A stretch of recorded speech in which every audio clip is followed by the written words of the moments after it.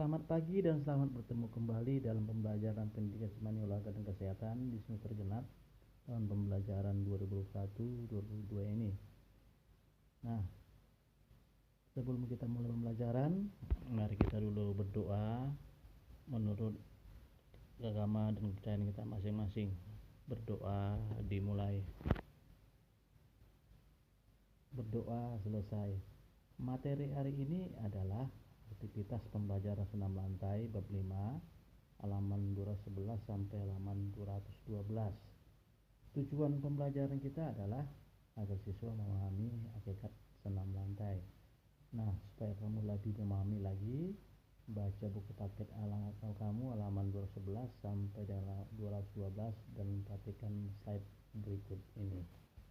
Hakikat senam lantai dan pengertian dan manfaat senam lantai. Senam lantai dapat diartikan sebagai setiap bentuk pembelajaran fisik yang disusun secara sistematis dengan melibatkan gerakan-gerakan yang terpilih dan terencana untuk mencapai tujuan tertentu. Nah, dari arti di atas kita dapat melihat bahwa olahraga senam mempunyai sistematika tersendiri serta mempunyai tujuan yang dicapai seperti daya tahan, kekuatan, kelenturan, koordinasi, atau bisa juga diperluas untuk membentuk prestasi untuk tubuh yang ideal dan memelihara kesehatan. Pengertian senam lantai. Senam lantai adalah satu dari rumpun senam.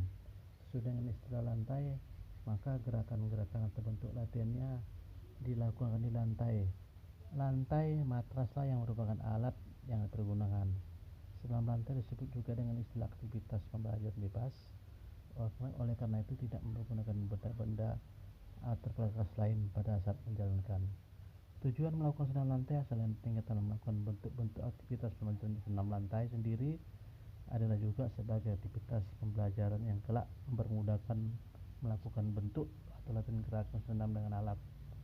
Senam lantai dilakukan dalam ruangan dan dapat juga dilakukan di lapangan rumput. Matras digunakan untuk menjaga keamanan dan keselamatan siswa. Manfaat melakukan aktivitas senam lantai ada dua. Yang pertama adalah manfaat fisik, yang kedua manfaat mental dan sosial. Manfaat fisik adalah bermanfaat untuk mengembangkan komponen fisik dan kemampuan gerak, sehingga dengan melakukan ini kamu mampu berkembang dengan daya tahan otot, kekuatan, power, kelentukan, koordinasi, kelincahan, dan keseimbangan. Sedangkan manfaat mental sosial adalah manfaat tentang pengembangan keterampilannya. Kamu harus mampu menggunakan kemampuan pikirnya secara kreatif melalui pemecahan masalah gerak.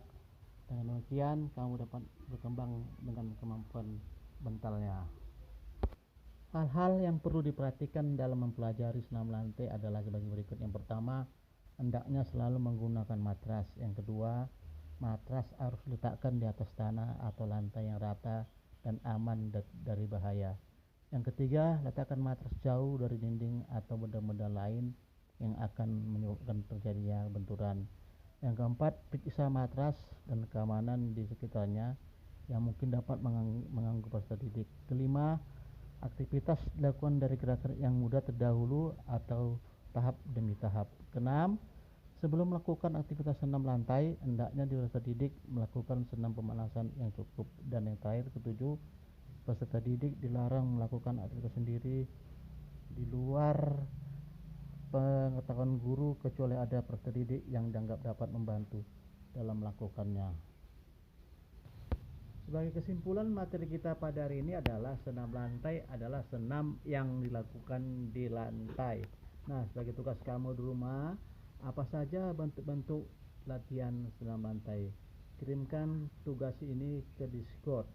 Materi kita minggu depan adalah lanjutan aktivitas senam lantai. Selamat bertemu kembali anak-anak.